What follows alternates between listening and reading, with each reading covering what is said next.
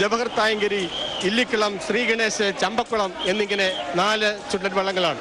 ജവഹർ തായങ്കരി ഒന്നാമത്തെ ട്രാക്കിലൂടെ കടന്നു വരുന്നു, രണ്ടാമത്തെ ട്രാക്കിൽ ഇല്ലിക്കുളം കടന്നു വരുന്നു, മൂന്നാമത്തെ ട്രാക്കിൽ ശ്രീഗണേശ്, നാലാമത്തെ ട്രാക്കിൽ ചമ്പക്കുളം. അതിന്റെ വിവരണം പ്രൊഫസർ ചെറിയാൻ അലക്സാണ്ടർ നൽകും. Thank you Jo Joseph Thayankari. Losers ഫൈനലാണ് ഇപ്പോൾ നടക്കുന്നത്. ജവഹർ തായങ്കരി, ഇല്ലിക്കളം, ശ്രീഗണേശൻ, ചമ്പക്കുളം എന്നീ 4 പ്രശസ്ത വള്ളങ്ങൾ ലൂസേഴ്സ് ഫൈനലിൽ മത്സരിക്കുന്നു. ജവഹർ തായങ്കരി, ഇല്ലിക്കളം, ശ്രീഗണേശൻ, ചമ്പക്കുളം എന്നീ 4 വള്ളങ്ങൾ. ജവഹർ തായങ്കരി ചുണ്ടനെ കുറിച്ച് പറയുവാണെങ്കിൽ നെഹ്റുവിന്റെ പേരിൽ ജലമേളയിൽ അദ്ദേഹത്തിന്റെ പേരിലെ ചുണ്ടൻ വള്ളമാണ് ജവഹർ തായങ്കരി. എടുത്തു തായങ്കേരിയിലെ ജവഹർ ബോട്ട് ക്ലബാണ് നെഹ്റു ട്രോഫി വള്ളങ്ങളിൽ നെഹ്റുവിന്റെ പേരുമായി ഇറങ്ങുന്നത്. പഴയ ഗിയർ ഗോസ് വള്ളമാണ് ജവഹർ തായങ്കരി. നെഹ്റു ട്രോഫിയിൽ നിലവിലുള്ള ജേതാവാണ് ജവഹർ തായങ്കരി. എന്തുകൊണ്ടോ ഈ വർഷം അവർ ലൂസേഴ്സ് ഫൈനലിൽ പങ്കെടുക്കുവാൻ മാത്രമേ അവർക്ക് സാധിക്കുന്നുള്ളൂ. ഇത്തവണ കുമരകം വില്ലേജ് ബോട്ട് ക്ലബാണ് ജവഹർ ചുണ്ടനിൽ മത്സരിക്കുന്നത്. അതുപോലെ തന്നെ പേരും പെരുമയുള്ള മറ്റൊരു വള്ളമാണ് ചമ്പക്കുളം. ചമ്പക്കുളത്തെ കുറിച്ച് പറയുവാണെങ്കിൽ നിരവധി തവണ ഹാട്രിക് നേടിയിട്ടുള്ള ഒരു വള്ളമാണ്. എമിറിറ്റസിന്റെ കൈക്കരുത്തിലാണ് ഇത്തവണ ചമ്പക്കുളം ചുണ്ടൻ പുന്നമടയിലെത്തിയിരിക്കുന്നത്. ചേന്നങ്കേരി, കാവാലം, എറണാകുളം പ്രദേശങ്ങളിലെ മിടുക്കന്മാരായ തുഴച്ചിൽക്കാരുടെ കൂട്ടായ്മയാണ് എമിറേറ്റസ് ബോട്ട് ക്ലബ് ചേന്നങ്കേരി. ജലരാജാക്കന്മാരിൽ തലയെടുപ്പുള്ള ചുണ്ടനാണ് ചമ്പക്കുളം. സാജൻ കൈതവനത്തറയാണ് ക്യാപ്റ്റൻ. 87 തുഴച്ചിൽക്കാർ, 5 പങ്കായക്കാർ, 9 നിലയാളടക്കം 101 പേരാണ് മത്സര സമയത്ത് ചമ്പക്കുളം ചുണ്ടനിലുള്ളത്. ഇതാ വളരെ ആവേശകരമായിട്ടുണ്ട്. ലൂസേഴ്സ് ഫൈനൽ ആണെങ്കിലും ഒരു ഫൈനലിന്റെ എല്ലാ ആവേശത്തോടും കൂടിയാണ് ഈ 4 വള്ളങ്ങളും മത്സരിക്കുന്നത്. ചുണ്ടൻ ലൂസേഴ്സ് ഫൈനൽ.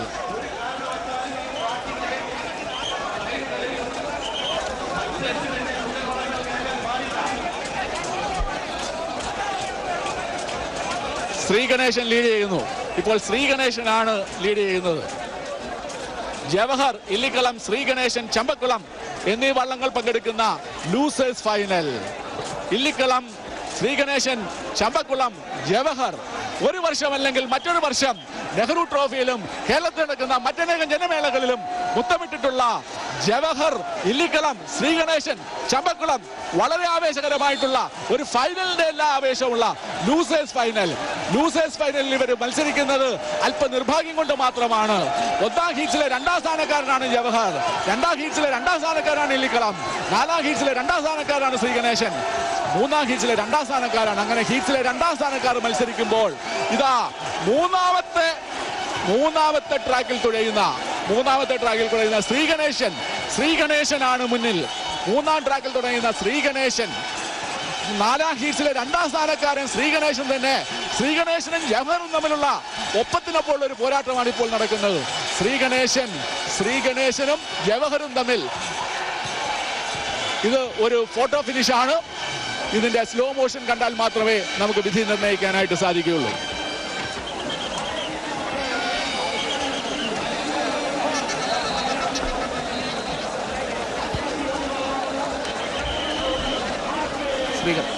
ഇതാ ലൂസേഴ്സ് ഫൈനലിന്റെ റീപ്ലേ ആണ് കാണുന്നത്.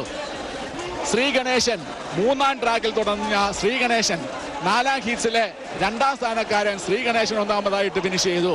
2ാം സ്ഥാനം റീപ്ലേ കാണുക. ജഡ്ജസിന് തന്നെ ചിന്താക്കുഴപ്പം വരുന്ന രീതിയിലാണ് കാണികൾ VIP പോയിന്റിൽ എഴുന്നേറ്റ് നിന്ന് ആവേശത്തോടെയാണ് ഈ ലൂസേഴ്സ് ഫൈനൽ വീക്ഷിച്ചത്. ശ്രീഗണേശനാണോ ജവഹർ ആണോ? അതെ, 3ാം ട്രാക്കിൽ തുടങ്ങിയ ഇതാ വീണ്ടും റീപ്ലേ.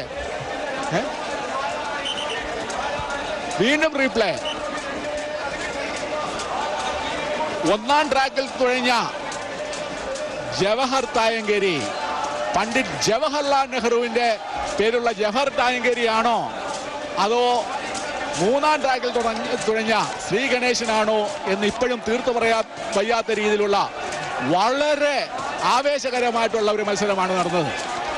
ഇത് അടുത്ത മത്സരം തുടങ്ങി ഔദ്യോഗിക പ്രഖ്യാപനം പിന്നീട് നടത്തുന്നതാണ്. 59ാമത് നെഹ്റു ട്രോഫി ജലോത്സവത്തിന്റെ ഫൈനൽ മത്സരങ്ങൾ ആരംഭിച്ചിരിക്കുന്നു. ജവഹർലാൽ നെഹ്റുവിന്റെ കയ്യൊപ്പുള്ള ഈ ട്രോഫി ആര് ഏറ്റുവാങ്ങുമെന്ന് അറിയുവാനുള്ള ഫൈനൽ മത്സരമാണ്. ഒന്നാമത്തെ ട്രാക്കിൽ ദേവാസ്, രണ്ടാമത്തെ ട്രാക്കിൽ കാരിച്ചാൽ, മൂന്നാമത്തെ ട്രാക്കിൽ മുട്ടയിൽ കൈനകരി, നാലാമത്തെ ട്രാക്കിൽ Payippadan. Swan Chacko Jesus boat club നയിക്കുന്ന ദേവാസ് വള്ളം, രണ്ടാമത്തെ ട്രാക്കിൽ ജിജി ജേക്കബ് പൊള്ളയിൽ നയിക്കുന്ന ഫ്രീഡം ബോട്ട് ക്ലബിന്റെ കാരിച്ചാൽ വള്ളം, മൂന്നാമത്തെ ട്രാക്കിൽ UBC കൈനകരി നയിക്കുന്ന അമൃത് പ്രസാദിന്റെ ക്യാപ്റ്റനുള്ള വള്ളം, പായിപ്പാടൻ വള്ളം Sunil Joseph and Saji Joseph town boat club നയിക്കുന്നു. അത്യാവേശകരമായ ഈ മത്സരത്തിന്റെ ആരാവും ഇത് ഈ നെഹ്റു ട്രോഫിയിൽ മുത്തമിടുക എന്നറിയുവാനായി ജോജോ ജോസഫ് തായങ്കരിയെ ഏൽപ്പിക്കുന്നു. നന്ദി ശ്രീ ഹരികുമാർ വാലത്ത്. 59ാമത് നെഹ്റു ട്രോഫിയിൽ ആര് മുത്തമിടുമെന്ന് അറിയുവാൻ ഇനി ഏതാനും നിമിഷങ്ങൾ മാത്രം.